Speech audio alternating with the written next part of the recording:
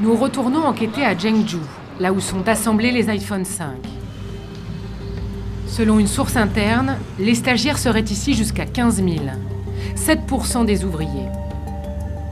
Foxconn refuse de commenter ce chiffre. Selon Apple, il serait 3 fois moins. Autour de l'usine, ces commerces construits à la va-vite par des paysans locaux. C'est là que se retrouvent les ouvriers. C'est là que nous allons rencontrer 2 jeunes filles. Nous les interrogeons en caméra cachée. Elles ont 16 ans et sont stagiaires chez Foxconn pour 3 mois. Contrairement à ce que prévoit la loi, elles sont bien ici, contre leur volonté. Vous étudiez la médecine et vous travaillez chez Foxconn? Mais pourquoi? Quel rapport? Aucun, on travaille à la chaîne.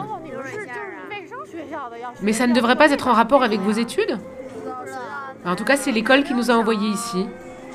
Personne ne voulait venir d'ailleurs, mais les professeurs nous ont dit que c'était obligatoire. Et vous travaillez de jour ou de nuit?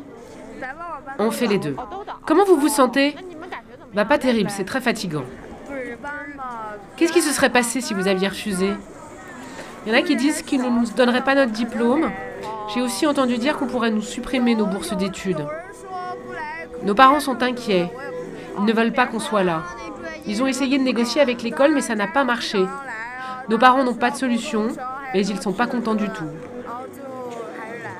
Ils trouvent qu'on est beaucoup trop jeunes pour être dans un endroit pareil. Des étudiantes forcées à travailler, dont ce n'est pas la formation, et qui sont sur les chaînes de production la nuit. Tout est illégal.